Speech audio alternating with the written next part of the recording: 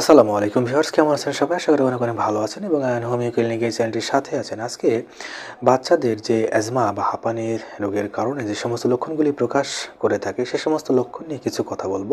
Viewers, asthma বা হাঁপানি এই সমস্যাটি বড়দের পাশাপাশি বাচ্চাদেরও হয়ে থাকে, অর্থাৎ সব বয়সেরই লোকেদের ভিতরেই অ্যাজমা বা হাঁপানির সমস্যা হয়ে থাকে এবং বাচ্চাদেরও এই অ্যাজমা বা হাঁপানির সমস্যা হতে পারে।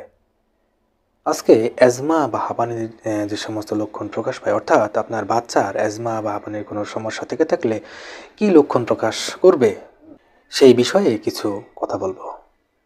আপনার বাচ্চার যদি অ্যাজমা বা হাঁপানির সমস্যা থেকে থাকে তাহলে প্রথমত যে বিষয়টি সেটির লক্ষণটি প্রকাশ করতে পারে সেটা শ্বাসকষ্টের সমস্যা হতে পারে, অর্থাৎ আপনার বাচ্চার শ্বাসকষ্টের সমস্যা হতে পারে এবং শ্বাসকষ্টের সমস্যা হওয়ার সাথে সাথেই শ্বাস প্রশ্বাস নেওয়ার সময় আপনার বাচ্চার বুক টান টানের মতন একটি সমস্যা হতে পারে, অর্থাৎ আপনার বাচ্চা যখন শ্বাস প্রশ্বাস নেবে তখন আপনার বাচ্চার বুক টান টান করে ফেলতে পারে। এরপরে যে বিষয়টি রয়েছে সেটি হচ্ছে ঘন ঘন কাশি হওয়া। সেটি অবশ্যই লক্ষ্য করলে বোঝা যাবে যে সেটি রাতে কিংবা ভোরের দিকে সবচেয়ে বেশি হতে দেখা যাবে। আপনার বাচ্চা বা শিশুর অনেক ক্লান্তি বোধ করবে এবং তার পাশাপাশি অনেক তার শ্বাসকষ্টর সমস্যা সৃষ্টি হতে পারে।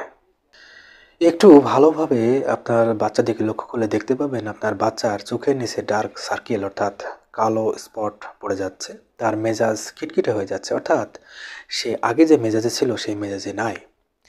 এটিও একটি লক্ষণ হতে পারে।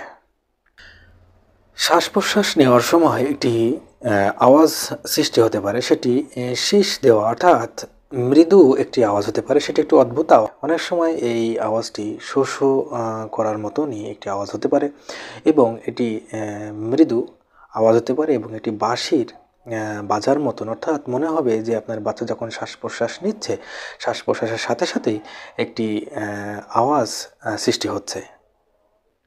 এই সমস্ত লক্ষণগুলি কখনো কখনো ধীর গতির হয়ে থাকে, আবার কখনো কখনো হঠাৎ আক্রমণ হতে পারে।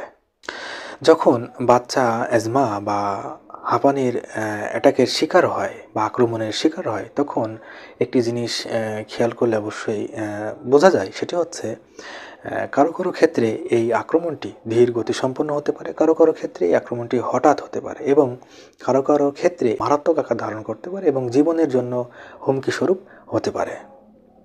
আপনার বাচ্চার অ্যাজমা বা হাঁপানির যে গুরুতর লক্ষণ প্রকাশ করবে সেটি হচ্ছে যখন আপনার বাচ্চা যখন গুরুতর অ্যাজমা বা হাঁপানির লক্ষণ প্রকাশ করে থাকবে তখন যে সমস্ত লক্ষণগুলি প্রকাশ করবে সেটি হচ্ছে প্রচণ্ড কাশি হওয়া এবং শ্বাস প্রশ্বাসের সমস্যা হওয়া এবং তার মুখমণ্ডল, তার ঠোঁট এবং তার হাতের যে আঙ্গুলগুলি রয়েছে সেগুলি ফ্যাকাশে হয়ে যাওয়া, অনেক ক্ষেত্রে নীল বর্ণ ধারণ করা।